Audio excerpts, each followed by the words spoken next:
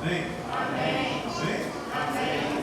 Os que trouxeram a Bíblia, abra comigo no livro de Gênesis, capítulo de número 19. Nós vamos ler apenas o versículo de número 17. Livro de Gênesis,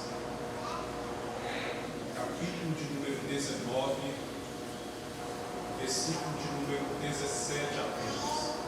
Amém? Os irmãos encontraram? Amém? Amém. O primeiro livro da Bíblia, então fica muito fácil de encontrar. O texto diz assim: E aconteceu que, tirando-os fora, disse: Escapa-te por tua vida, não olhes para trás de ti e não pares em toda esta campina. Escapa para lá, para o monte, para que não pereças. Amém?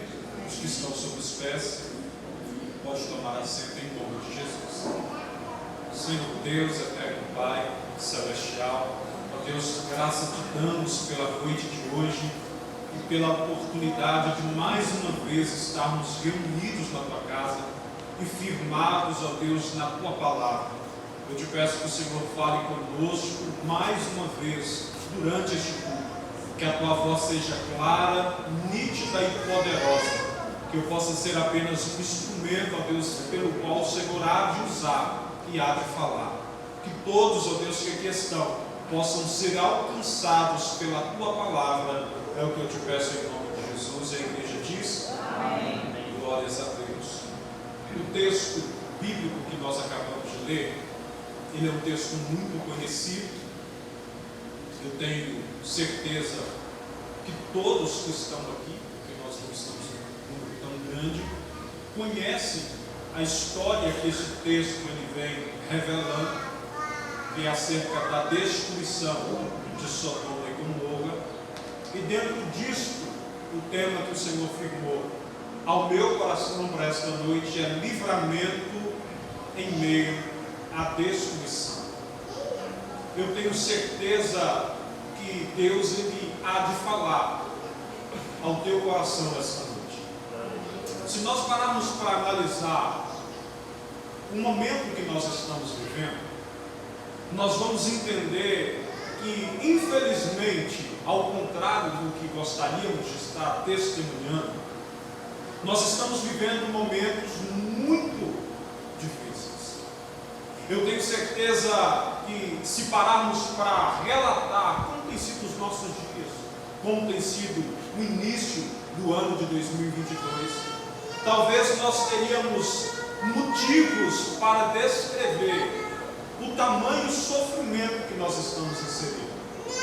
Mas nessa noite eu tenho uma palavra da parte de Deus que trará esperança ao teu coração. Porque independente de qual seja a adversidade que você está passando, independente de qual seja o problema que você está enfrentando, Deus te trouxe aqui para que você entenda que Ele tem livramento para a tua vida, que Ele tem livramento para a tua casa, que a destruição que você está inserido, que o problema que você está enfrentando não irá anular sobre a tua família, sobre a tua vida, o projeto de Deus. Entenda esta noite em nome de Jesus, que Deus tem sobre a tua vida, sobre a tua casa, sobre a tua família, um projeto de livramento. Para nós entendermos de uma forma mais abrangente o texto que nós acabamos de ler, nós temos que voltar no capítulo 18 do próprio livro do Gênesis, onde a Bíblia vai dizer, Jonas, que Deus ele se manifesta à porta da tenda aonde Abraão estava habitando com a sua família. E esta manifestação de Deus tinha um propósito específico, que era reafirmar tanto para Abraão quanto para Sara a promessa que Deus havia feito a eles, enquanto eles habitavam na terra de Ur dos caldeus. A Bíblia vai dizer que Deus se faz manifesto, e agora ele relata para Abraão promessa sobre a vida deles. O que nós precisamos entender aqui é que 25 anos havia se passado da primeira vez que Abraão ouve Deus olhar para ele e dizer: saia da tua terra, do meio da tua parentela, e vai para uma terra que eu te mostrarei. Não mostrei ainda, mas durante o processo da caminhada eu vou revelar o destino da habitação. E nesta terra que eu irei te mostrar, eu farei de ti uma grande e poderosa nação. E todas as famílias da terra serão benditas através de ti. Já havia se passado agora 25 anos. E Abraão e Sara ainda não estavam vivendo a promessa de Deus. A Bíblia diz que Sara continuava estéril. E Abraão, após 25 anos caminhando com Deus, nas diretrizes que Deus lhe havia passado, ele ainda não era pai. Mas agora Deus manifesta a porta da tenda para dizer que a promessa iria se cumprir. Está entendendo ou não? Havia se passado 25 anos. As condições para o cumprimento da promessa já não era mais a mesma. O vigor tanto de Sara quanto de Abraão já não era mais o mesmo. Fisiologicamente falando, era impossível a promessa se cumprir. Mas o que eu e você precisamos entender é que a promessa de Deus, ela não está condicionada à nossa capacidade de viver. A promessa de Deus não está atrelada ao recurso que temos para alcançá-la. A promessa de Deus não está atrelada à nossa realidade de vida, mas a promessa de Deus está atrelada àquilo que Deus é. E a Bíblia diz que Ele não é homem para mentir, e nem filho do homem para se arrepender. Ou seja, independente da sua condição momentânea, independente da realidade que você está inserido, esta noite entenda que a promessa de Deus vai se cumprir sobre a sua vida, que a promessa de Deus será uma realidade dentro da tua casa, que a tua família há de viver a plenitude daquilo que Deus te prometeu, porque não há ninguém que possa impedir o agir de Deus sobre a tua vida. Abraão e Sara já não eram mais os mesmos, mas a promessa de Deus estava intacta sobre a vida deles. Deus olha e diz: vou fazer. O engraçado é que Sara, ela começa a duvidar daquilo que Deus lhe havia dito. E infelizmente, muitas das vezes nós somos assim. Porque nós analisamos a nossa realidade, nós analisamos a nossa capacidade de viver aquilo que Deus nos prometeu, e a dimensão da promessa, e parece que nós não nos encaixamos dentro do projeto de Deus. Mas o lindo de tudo isso é que Sara e Abraão viveram cada detalhe da promessa de Deus. Glória a Deus. O meu conselho para a tua vida esta noite é: não duvide, mas creia, porque Deus é poderoso para cumprir.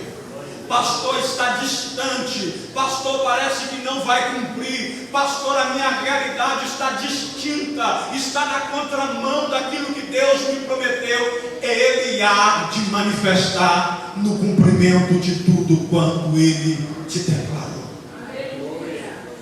Mas quando nós lemos o capítulo 18, Jonas, nós observamos que Deus, Ele não manifesta apenas para reafirmar a promessa sobre a vida deste casal. Há um segundo propósito na manifestação de Deus. Eu acho lindo, tia Fabiana, porque a Bíblia diz que Deus, Ele não faz nada sem antes revelar aos seus profetas. Glória a Deus. Deus olha para Abraão e diz: eu vou fazer, eu vou cumprir, a promessa está de pé. Mas Deus entendia que da família de Abraão havia alguém que habitava em Sodoma e Gomorra, mais precisamente na cidade de Sodoma.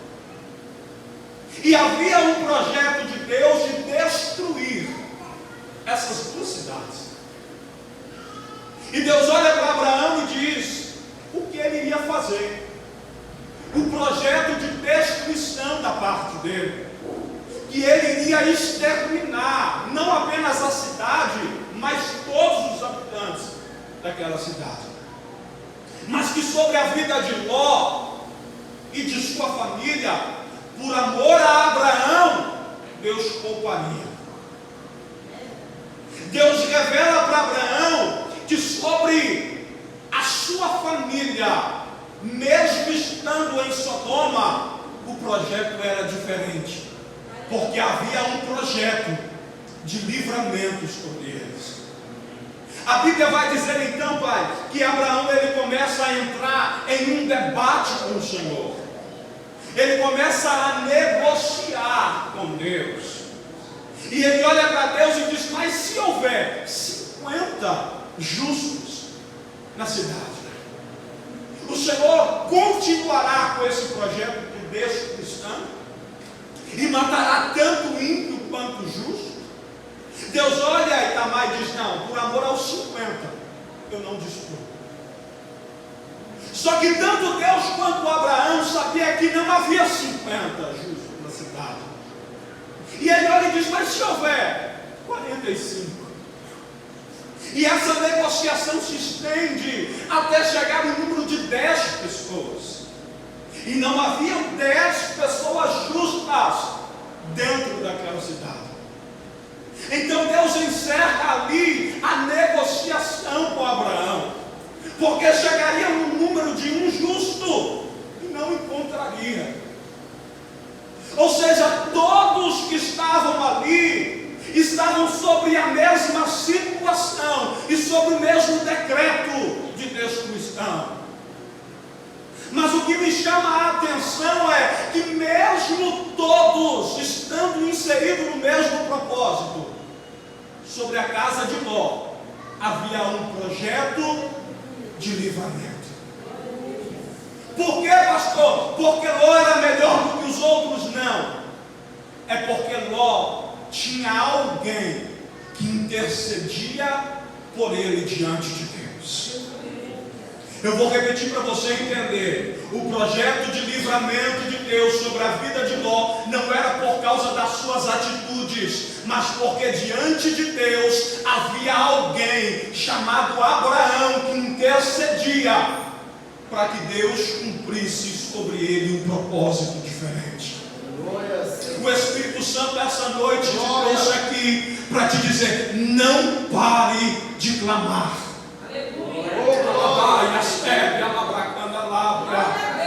Deus te trouxe aqui esta noite para você entender que talvez a tua realidade dentro de casa é a mesma realidade do teu vizinho. E quem olha diz: vai morrer nas drogas igual o filho de fulano, vai morrer sem aceitar Jesus igual o filho de Betânia. Esta enfermidade vai levar igual tem levado todo mundo. A porta não vai se abrir porque nós estamos inseridos em uma crise financeira e não é só você que está desempregado. Mas nessa noite Deus te trouxe para esse culto para você entender que o projeto dele na tua vida, na tua casa e na tua família é diferente. Que independente de quem morreu, que independente de quem falhou, que independente de quem não se cumpriu na tua vida e na tua casa, há um projeto de livramento em meio à destruição. Deus há de colocar na tua boca um cântico de alegria e uma bandeira de vitória para mostrar que Ele é Deus e que Ele te chamou e que quando Ele quer fazer não há quem possa impedir. O projeto de Deus em meio à destruição era livrar não apenas de Ló, mas a Ló e toda a sua casa. A Bíblia vai dizer que Ló, ele recebe uma visita inusitada. E que essa visita, Diego, relata para ele o projeto, o propósito, pelo qual eles estavam ali, de destruir tanto a Sodoma e a Gomorra, por causa do seu pecado, por causa da sua iniquidade, mas que sobre a vida dos seus, da família de Ló, havia um projeto de livramento. Eles olham para Ló e diz para Ló: reúne toda a sua família, porque Deus cumpriria um propósito específico sobre eles, porque Deus os livraria da destruição, que eles não seriam sucumbidos por esta situação que Sodoma e Gomorra iria passar. Mas o lindo da história é que para esse projeto lindo de livramento em meio à destruição se tornasse uma realidade, eles precisavam fazer 3 coisas. Eu vou repetir para você entender. Não era só uma ação divina que iria os livrar, era a ação divina atrelada com a ação pessoal. Eles precisavam fazer 3 coisas. A primeira coisa que eles precisavam fazer, era deixar tanto o território de Sodoma quanto o território de Gomorra. Se eles permanecessem ali, mesmo com o projeto de livramento de Deus, eles iriam morrer. Não havia negociação enquanto a isso. Se eles permanecessem no lugar da sua habitação, eles morreriam. Eles seriam destruídos. Pastor, mas não tinha um projeto de Deus? Sim, mas condicionado à atitude deles de deixar aquele ambiente.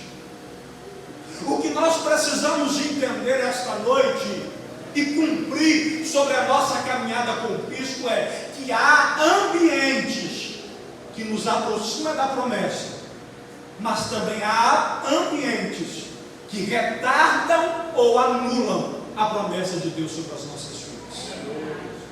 Pastor, eu aceitei a Jesus, eu tenho um nome escrito no livro da vida, eu sou membro de uma igreja, todos os primeiros domingos do mês eu participo do corpo de Cristo. Sim, mas o ambiente muitas das vezes vai determinar a sua chegada, a dimensão, a compreensão daquilo que Cristo há de revelar sobre a sua vida. Eu amo o texto do Evangelho de Jesus, segundo escreveu Lucas, capítulo de número 24, versículo de número 49, onde Jesus está dando as últimas orientações antes de ser levado aos céus. Ele olha para aqueles que estavam ouvindo e diz: sobre vós já foi liberada uma promessa de meu Pai, porém ficai em Jerusalém, até que do alto sejais revestidos de poder.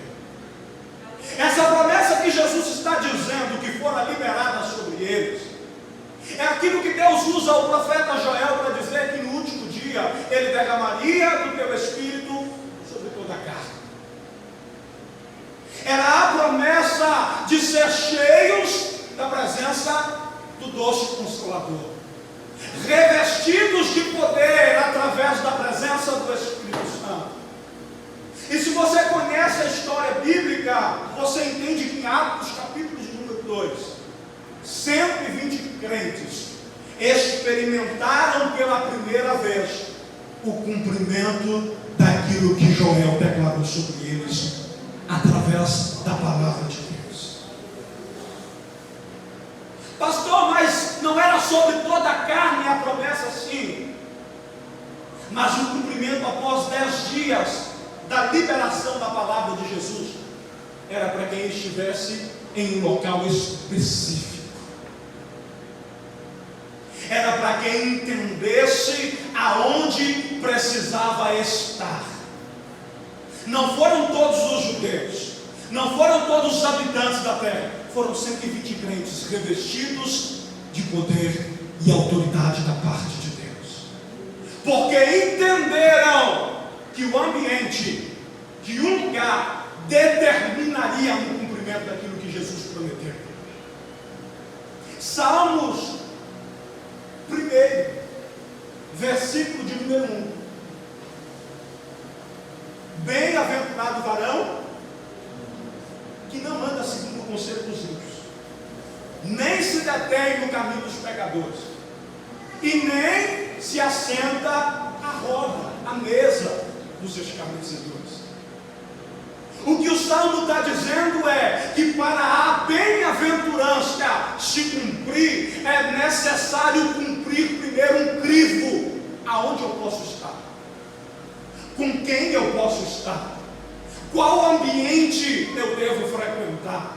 Qual ambiente compactua com o projeto que Deus tem sobre a minha vida, sobre a vida da minha família, sobre os meus filhos, sobre o meu casamento, sobre a minha empresa, sobre o meu ministério? Era isto que Deus estava revelando para nós. Ei, eu tenho um projeto, mas esse projeto não se cumpre em Sodoma e Gomorra. Tem que sair daqui. E o conselho que Deus tem para a tua vida é: comece a ser criterioso no ambiente que você frequenta. Comece a ser criterioso com as pessoas que estão ao seu redor. Comece a analisar se o ambiente compactua com a dimensão daquilo que Deus já liberou sobre a tua vida. O que me alegra esta noite é saber que vocês poderiam estar em qualquer lugar, mas preferiu estar no lugar onde Deus está presente. E aonde Deus está presente, o projeto dele se cumpre. Aonde Deus está presente, ele transforma aquilo que é impossível em testemunho eficaz da manifestação da sua presença. Aonde Deus está presente, ele abre a porta que se fechou, ele faz o impossível acontecer. Então descansa o teu coração em Deus esta noite, porque ele te trouxe aqui, porque há um projeto maior dele sobre a sua vida. Você está no melhor lugar que você poderia decidir estar, porque é onde Deus se manifesta. Segundo conselho ou atitude que eles precisavam tomar é que enquanto eles saíam daquele ambiente que os afastava do livramento de Deus e caminhava em direção ao lugar que Deus havia determinado, eles não podiam parar. Entende isso ou não? Eles não podiam parar. Teria que ser uma caminhada constante. Teria que ser uma caminhada progressiva. Não teria descanso.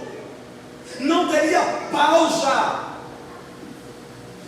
Não poderia ter nenhuma interrupção no projeto de deixar Sodoma e Gomorra para o lugar que Deus determinou. Pastor, mas eles cansariam, mas o projeto está acima do cansaço. Pastor, mas eles fadigariam, mas o projeto está por cima da fadiga. Pastor, mas talvez os pés sentiriam dores, mas as dores não podem nos paralisar para alcançar o destino que Deus traçou para nós. Eu sei que vários intempéries poderiam acontecer na trajetória, mas a ordem é: não pode parar. E a pergunta que não quer calar é: o que tem nos feito parar? O que tem paralisado o projeto de Deus sobre as nossas vidas? O porquê recebemos uma promessa há vários anos atrás, que já deveria ser uma realidade, hoje não é. A promessa era linda, livramento, mas não podia parar.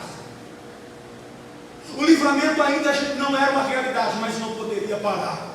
A destruição ainda estava acontecendo, mas não poderiam parar.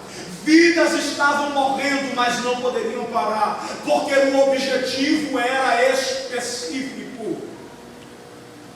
Eu acho lindo a história que está sendo revelada a nós através da palavra sagrada no livro do Êxodo, tia Fabiana, capítulo 17. Israel iria pelejar contra Amaleque. E Moisés, sendo líder daquela nação, ordena que o povo saia a peleja. Mas ele sobe para muito monte, aonde ele conseguia contemplar aquele confronto. Mas havia um objetivo traçado para estar ali. Ele não estaria ali, Antônio, só para ver.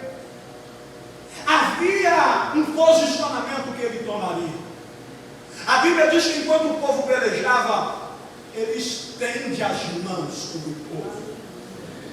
E enquanto as suas mãos estavam estendidas, o povo prevalecia contra os seus adversários.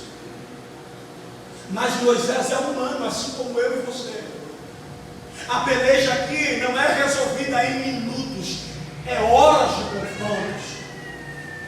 O braço de Moisés se cansa, ele para, abaixa os braços, e enquanto ele para de cumprir o propósito pelo qual o impeliu a estar ali, os inimigos prevaleciam contra o povo. Ele olhava o que estava acontecendo e dizia: não, eu preciso continuar. Ele estendia os braços, o povo prevalecia.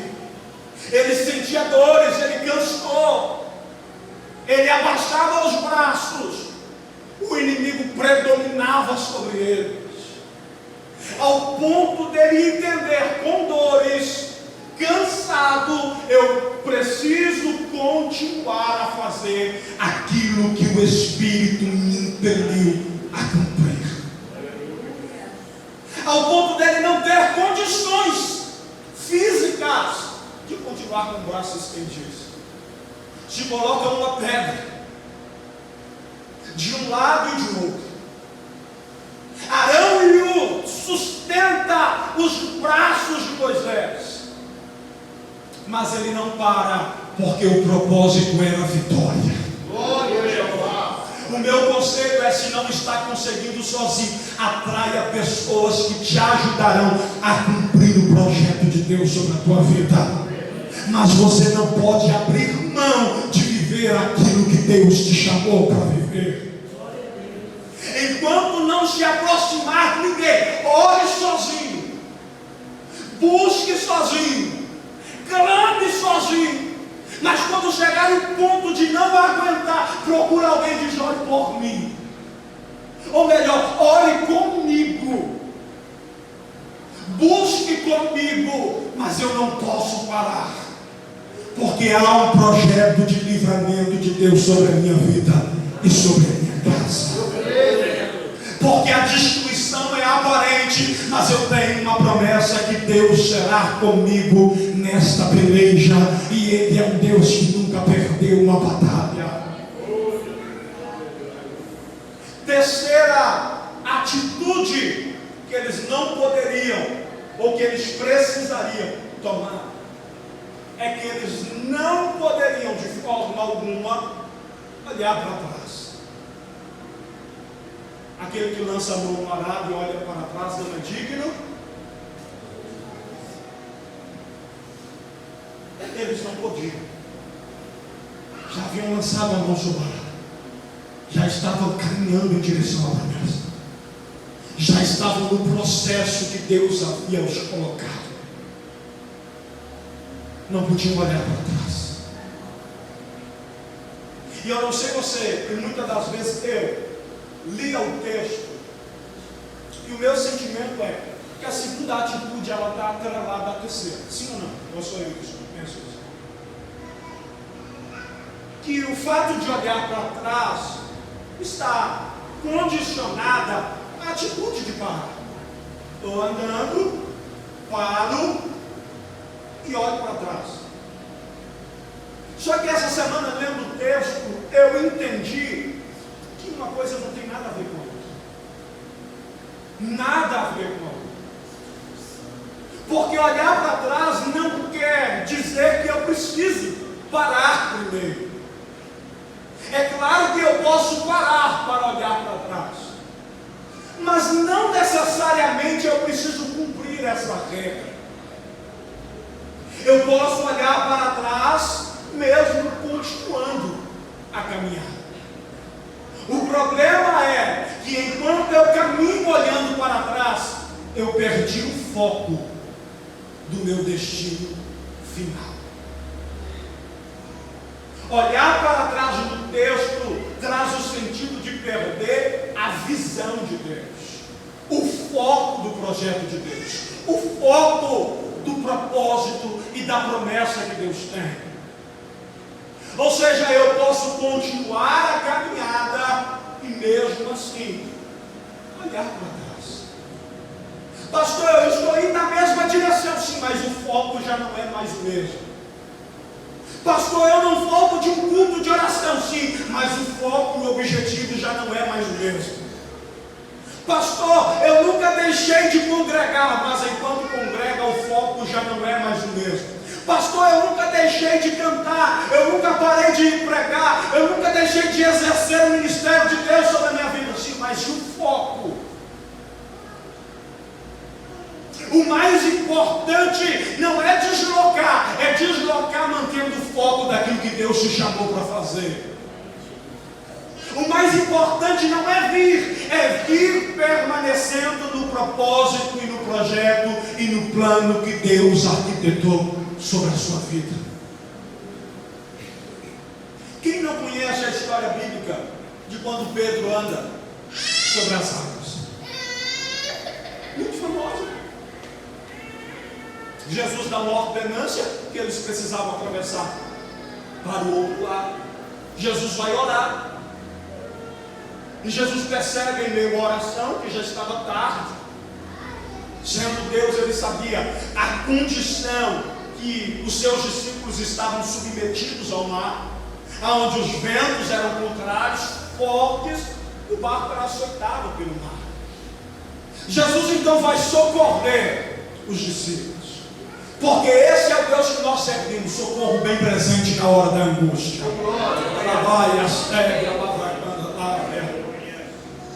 Ele vai por esse objetivo, o seu socorro na hora da aflição. De longe os discípulos não conseguem enxergar que é Jesus. Porque as aflições corrompem a nossa visão de quem é Deus.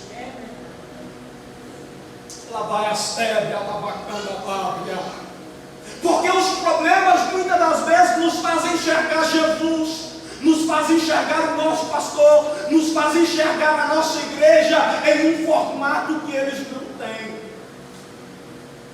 Eles olham para Jesus vindo com o objetivo de socorrer. É um espírito, é um fantasma.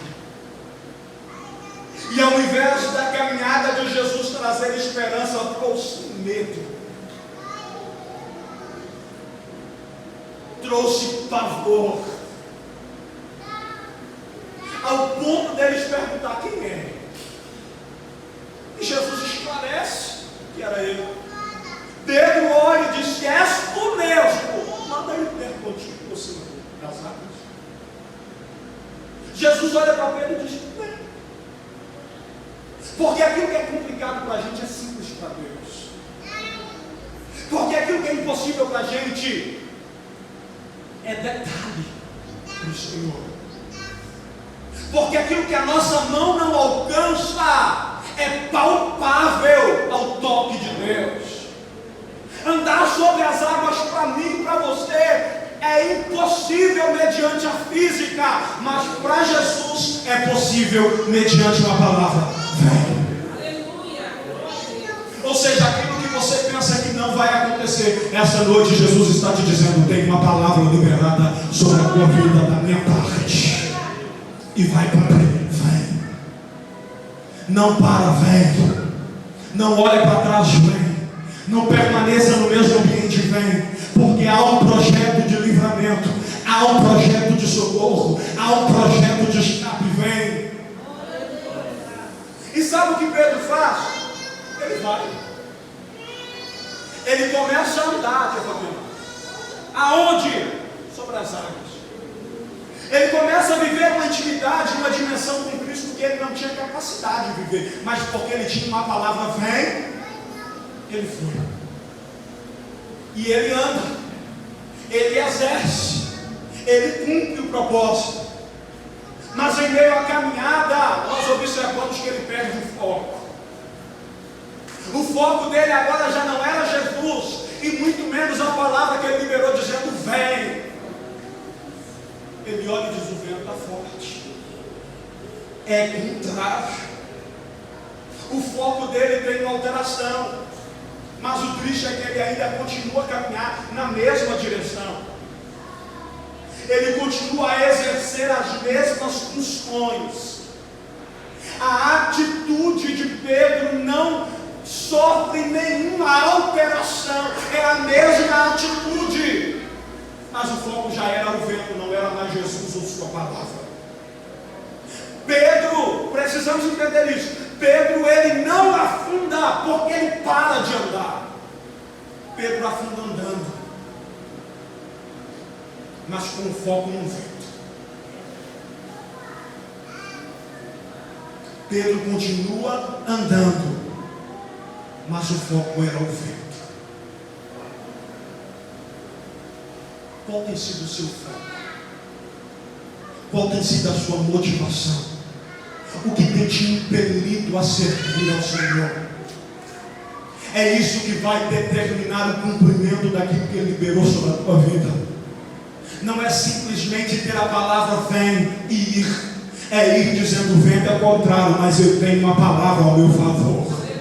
O vento é forte, mas ele não se compara com a força daquele que liberou uma palavra sobre a minha vida que diz: vem. Pedro afunda. E talvez essa seja a sua realidade essa noite. Tinha tudo para dar certo, não. Saiu do ambiente, não parou de andar, e quando olha está afundando. A destruição está mais próxima, a promessa está mais distante. Mas essa noite Jesus te trouxe aqui porque Ele há de te tomar pelas mãos e devolver o foco daquilo que Ele te prometeu. Porque há um projeto de livramento da parte dele sobre a tua vida. E queira o diabo ou não, a promessa dele vai se cumprir sobre a tua história. E se prepare para viver tudo quanto aquilo Deus te prometeu, mas esteja no lugar que Ele te chamou para estar. Ocupe a posição que Ele te chamou para ocupar. Não abra mão da promessa dele sobre a tua vida, independente dos empecilhos, independente das adversidades. Não pare de andar, não pare de caminhar, não pare de prosseguir em direção ao alvo que é Cristo. E independente do que aconteça ao teu redor, não perca o foco na cruz de Cristo, porque ela garante a vitória da igreja.